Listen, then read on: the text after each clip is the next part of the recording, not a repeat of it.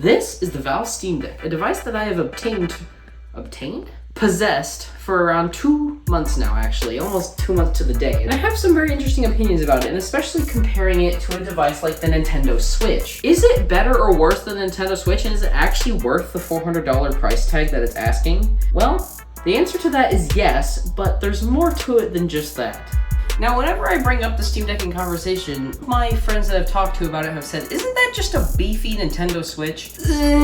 Kind of, not really. The average person would look at both of these on the market and be like, well, those are targeted to the exact same audience. It's a very similar product. They must be going for the same exact audience. Well, not really. The Nintendo Switch and the Steam Deck are for very different groups of people. The Nintendo Switch is people who want a lightweight, portable console to play all their Nintendo games, whereas the Steam Deck is more for people who want a portable gaming PC and want to play full PC quality games. Even though these devices are very similar in form factor, they are in fact very different from each other. And that's one thing that makes the Steam Deck such an interesting device to me because of its price point. I think honestly this is probably the best valued piece of tech on the market right now. And that is one of the reasons why I think it is 100% worth it to buy it. Even if you buy or build a purpose-built gaming PC for $400, you still, it most likely, and I say this with absolute confidence, it most likely will not be as powerful or more powerful than this. And you gotta remember, this comes with a screen, comes with all the stuff needed to control it. It's an all-in-one device. You don't need to buy a monitor for it. So if you have $400 and you want something to game with, why would you buy a computer when you can just buy this? That said, if you already have a gaming PC, should you buy a Steam Deck? The answer is, it depends. It depends on how often do you travel? How often do you actually want to play games on the go? Is your gaming PC a laptop? Which is the case for me, but barely. Well, that's a story for another time. I think the answer for most people who already have a PC is, it's only good for people who want to be portable. And I say that because a lot of gamers don't move a lot, which is kind of a stupid statement because it's super obvious, but you know what I mean. They don't move often. And what I like about this is that you can just go sit on the couch and play. Like, you don't have to be at your desk the whole day. I don't think most of us realize how much time we spend at our desk every day. It's just kind of absurd, to be honest. So the fact that this allows me to escape the desk and still have all my, not the deck, the desk. It allows me to all play my favorite PC games on the go whenever I feel like it, is kind of a thing that I think is more valuable than it would be on first glance. But this thing can't just play games. It's basically just a full-on computer. And that's why, comparing it to the Nintendo Switch, I think it's a better value than Nintendo Switch. First off, the Switch is a gaming device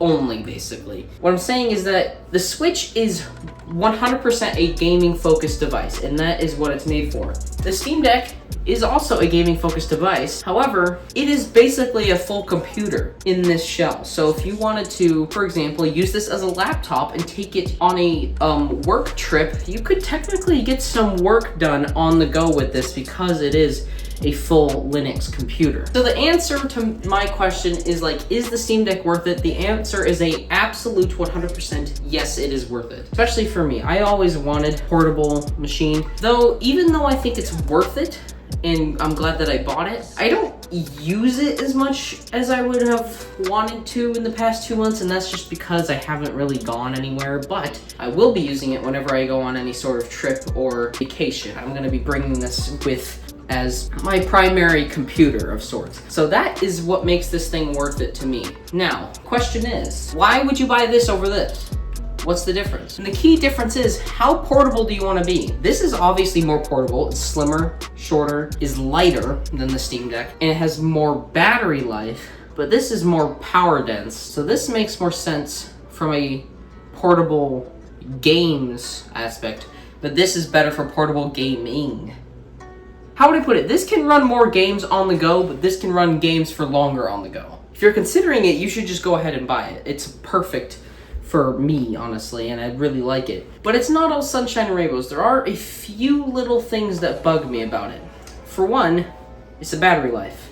I did a test one time and I only got an hour and 36 minutes. Granted, it was running BeamNG Drive, which is not a very good game to test battery life, but that's not exactly great compared to the Nintendo Switch, which you can easily eke out over 4 hours, whereas this would struggle to break 2. And the recharge time on this is also longer than this because the battery is larger, so this is why I'm saying that the Switch is better for gaming on the go rather than this. Also, I forgot to mention in the portability section that the Steam Deck comes with a very nice hard shell case that's very protective, which the Switch does not. So actually, this is kind of a big feature for me because I always buy a case for everything I buy, whether it be a phone, my VR headset to travel with, the Switch, my laptop, I have a case for it. I have everything in a case. Having a case is such a good feature, and the fact that the Steam Deck comes with one, especially on the base model, is a good thing, honestly. Another thing that I want to note is that I got the 64 gig version, which for modern games is definitely not enough, you would think. Well, I decided to get a 512 micro SD card, and people will say, oh, it's slower than flash storage or built-in. Honestly, the loading time might be a little longer, but without experiencing the SSD first, I don't think the average person would notice, to be honest. I don't think loading like hard to run games like Forza Horizon 5, I don't think it's the storage that's the bottleneck. It's probably the processor that's the loading bottleneck for the Steam Deck. Obviously, it runs perfect once it's loaded, but it's not the storage that's any of the problem. And I have Forza on here, which is 130 gigabytes, which takes up a lot of space. Yet, I still have 158 gigabytes of free storage. So if you're gonna buy a Steam Deck, I would highly suggest just getting the 64 gigabyte and buying a 512 or 1 terabyte SD card.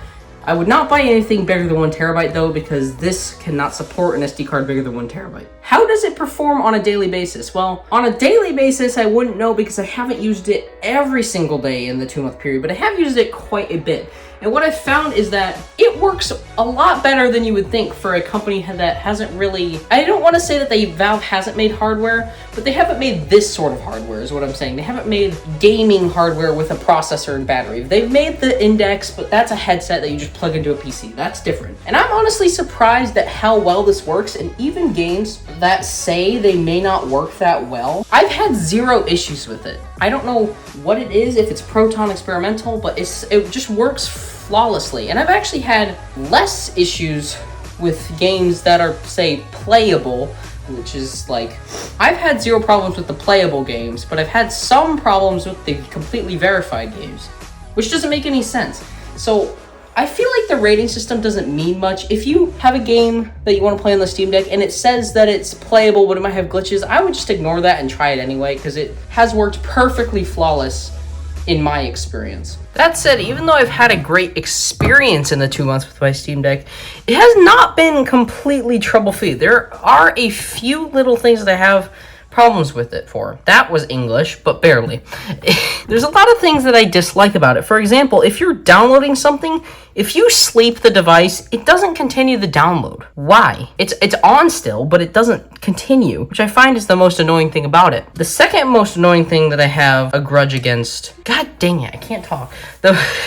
The second most annoying thing that I find about the Steam Deck is just the battery life. It's usable, but it could definitely be a whole lot better. And I can tell just by using it that the battery is where they skimped out on the device to get to a $400 price point. And I did a battery test about a month and a half ago, or right when I got it, and I got an hour 36 minutes. Granted, it was on BeamNG Drive, which is definitely not the best game to test battery life on, but I wanted to push it to its limits to see what it is actually capable of, and it's not actually capable of that much, to be honest. And it just sucks, because it's a portable device, yet the battery life is not the greatest. Yes, the charging speed is decent, but it takes actually longer to recharge than it does to deplete. I would highly, highly suggest buying a 45-watt capable power bank to go along with this, because not every ordinary power bank is going to work with the Steam Deck because it draws too much power for those power banks to work efficiently. So if you're going to take this on like a 4 to 8 hour plane ride or longer, either plug it in to an outlet or bring a battery pack, because you are going to need it. And also, there is a few things build quality wise that I've noticed with my Steam Deck after just a few months. For example, the right stick makes a weird popping sound when I go like this. You guys hear that? It's like a clicking sound, and it's only in that direction. If I spin it the other way, no clicking sound. If I go this way, it has that little clicking sound. I don't know what that is. It's weird. And it's done that the moment I've got it, and it doesn't bother me, but I noticed it, and I'm confused what it is. I don't know. If you guys in the comments know what it is, I would love to figure it out. Another thing I noticed is a few little software bugs with the software.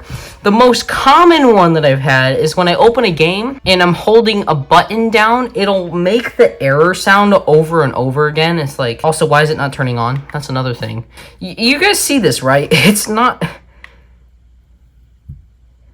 That's another thing I noticed about it. Sometimes it won't turn on unless you're plugged into power. See, I'm sure if I plug this into power and then push the button, then it's going to work. Is it though? I don't know, to be honest. That's concerning. That is really concerning. There we go.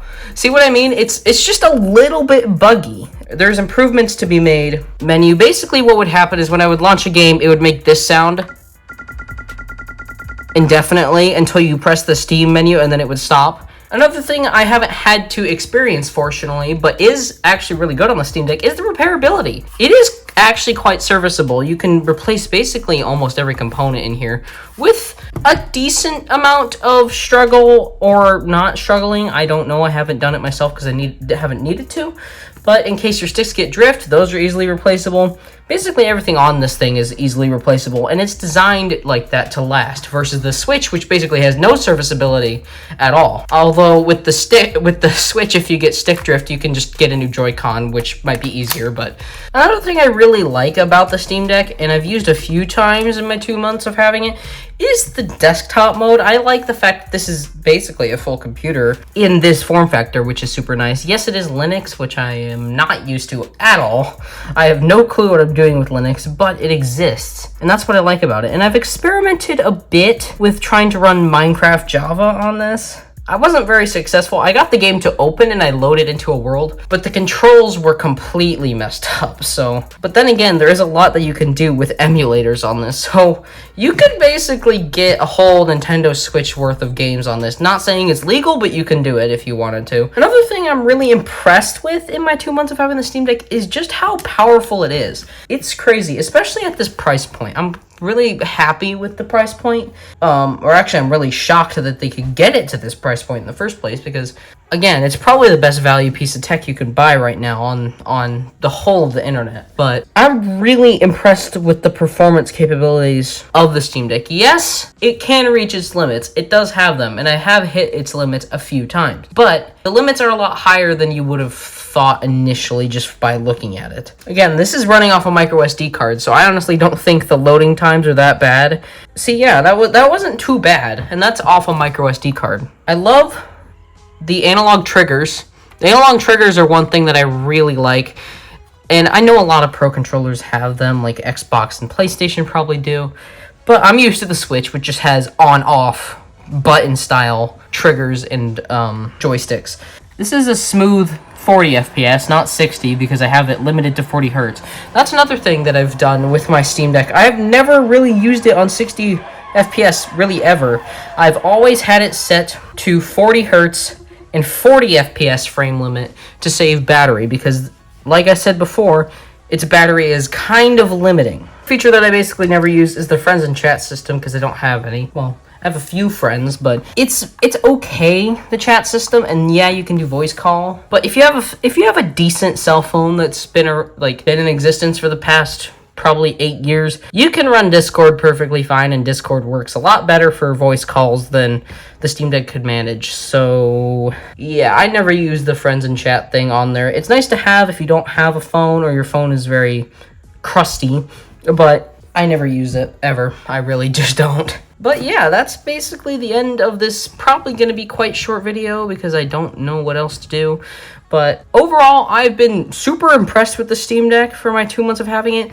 It's a fantastic value for what, in its segment. It's probably the best value piece of tech on the market, like I said, for the third time probably in this video, or fourth or fifth, I don't remember, I can't keep track. But I've had basically no major issues. I've had a few issues with the software, probably just one issue with the hardware, with the little stick making a weird clicking sound. And I've enjoyed using it, honestly, and I regret not using it as much as I should have, basically. But yeah, that's the end of the video. Hopefully you guys enjoyed. Leave a like, subscribe. See you all next time.